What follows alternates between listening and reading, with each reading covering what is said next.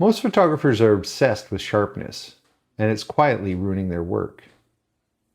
Not because sharpness is wrong, it's because sharpness is safe. Safe images do not linger. Safe images don't change how people feel. They are clean, they are correct, they are forgettable. The problem is not your camera, and it's not your lens, and it's not even your skill. It's that you're trying to keep everything sharp, everything visible, everything included. And when everything matters, nothing matters. Today I'm going to show you why depth of field is not a technical setting, it's a declaration. And once you understand that, your photographs will stop drifting, they start speaking. Beginner and intermediate photographers often ask this simple question: what f-stop should I use? That question sounds technical, it sounds responsible, and it sounds precise. But it hides a deeper confusion. They are not really asking about aperture, they're asking about permission. Permission about following a rule instead of making a decision. They don't know whether or not they're trying to isolate a subject or include its whole world. So they spin the aperture dial without committing to a narrative decision, and adjust without defining intent. Wide open because blur looks professional, and stop down because landscapes are supposed to be sharp. They default to what feels safe, but safety is not clarity. The result is random storytelling. The image may be sharp, but the meaning is soft. And softness of meaning is what makes a photograph forgettable. When you stand in front of a scene, your brain is overloaded. Foreground rocks, midground water, background mountains, sky moving, color shifting. There's too much information, so you react instead of deciding. You think about exposure, you think about focus accuracy, you think about not missing the moment. But what you don't think about is narrative clarity. You don't ask what deserves dominance and what deserves restraint. And depth of field feels like a technical setting, and it's not. It's the storyteller. It determines whether the viewer is directed or left to wander, whether the image feels deliberate or accidental. Stay with me, because in the next section, I'm going to give you 3 principles that will remove this confusion permanently. Every time you raise your camera, you must answer this one question. Is it about the subject alone, or is it about the subject within its environment? It's not a technical decision, it's a narrative decision.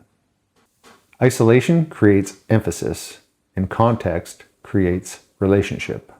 Isolation says, look here, and context says, understand this. Let us look at these dock pilings on the lake. If I open to a wide open aperture of 2.8 or more, the background shoreline dissolves. The water becomes texture. The mountains become suggestion. Detail gives way to mood. Now the story is about shape, rhythm, and loneliness. The pilings stand alone. It feels intentional, singular, and defined. Your eye does not wander, it settles. That's the power of isolation. Not blur for the sake of blur, but emphasis by design. But if the story is about the dock reaching into the lake, blur destroys that story. Because now the environment is not a decoration, it becomes context. It's scale. It's a relationship. So I stop down. F8, F11. Now the shoreline is visible. The distance between foreground and mountains becomes measurable. The space feels real. The pilings are no longer isolated. They become something larger. They are part of a system, not a symbol. Psychologically, this matters because the human eye seeks guidance. Shallow depth tells exactly where the viewer should look. It removes the options. Deeper depth of field invites the viewer to explore. It creates layers of discovery. One approach directs, the other expands. Neither is better. They're just different sentences. An aperture decides which sentence you're writing. When everything in the frame is equally sharp, you must create a visual hierarchy elsewhere. Through light, through contrast, through color, through placement, through sharpness, through leading lines, and deliberate composition. because the eye does not absorb the image all at once. It searches, it looks for dominance, and it looks for structure. If you don't provide that structure, the eye drifts, and drift feels like busyness. Now let's look at Moraine Lake. If I shoot Moraine Lake at mid-aperture without intention, the rocks in the foreground may be moderately sharp, the lake moderately sharp, the peaks moderately sharp. Technically correct, but visually undeciding. Nothing dominates. Nothing anchors the attention. The eye doesn't know where to land first. But if I decide the story is about the peaks, I can open the aperture slightly, focus on the mountains, and let the foreground soften. Now the eye rises naturally. It moves upward with purpose. The mountains become authority. Or I can decide the story is about the experience of standing on the rocks. Then I stop down and use a practical hyperfocal approach. Now the viewer stands on the rocks with you. Foreground, midground, and background connected. Hierarchy is no longer accidental. It's constructed. I focus roughly 1/3 of the way into the scene, perhaps on a rock slightly beyond the immediate foreground. In this instance, it was the log floating in the water. Not because a chart told me so, but because visually it sits between the transition of near and far. It becomes the bridge. This allows the foreground rocks, the lake, and the peaks all to render acceptably sharp. Not perfectly sharp from edge to edge, but acceptably sharp. That distinction matters. We're not chasing clinical perfection. We are building coherence. Notice what happened. I didn't calculate hyperfocal distance from a table, and I didn't memorize numbers for hyperfocal distance and sensor size. I read the scene, and I made a practical decision. Focus into the space, review the image at full magnification, and refine if needed. If the foreground is soft, focus slightly closer or stop down a touch. If the background falls apart, focus a little deeper. This is intuitive control. It's responsive and it's intentional. And once you understand this process, hyperfocal distance stops being intimidating. It becomes simple. Observe, adjust, confirm. That's the control. Hyperfocal distance sounds mathematical and intimidating. Sounds like charts, formulas, and memorized numbers.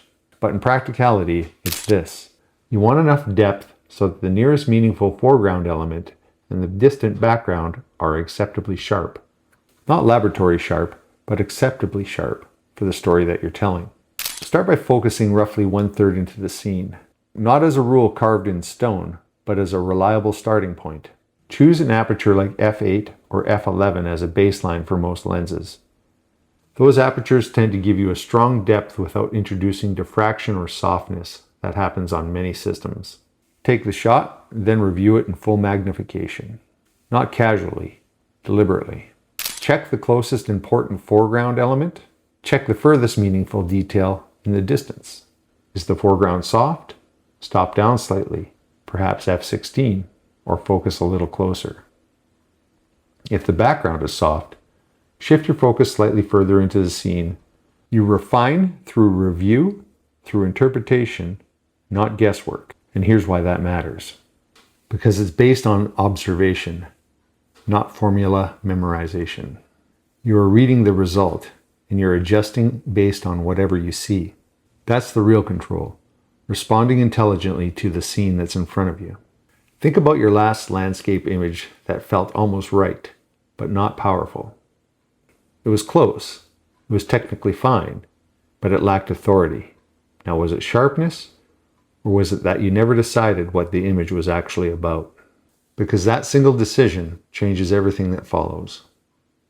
In a long mountain vista, the temptation is to stop down so that the entire scene is sharp. More detail feels like more impact, but maximum sharpness is not maximum meaning. Sharpness is a tool, meaning comes from emphasis. So ask what the story is. Is it the texture on distant ridges, layered and light? Isolate that layer, let the foreground soften, and allow the mountains to dominate. Connect foreground, midground, and background so the eye travels. In this image, I chose to show the vast depth of the viewpoint.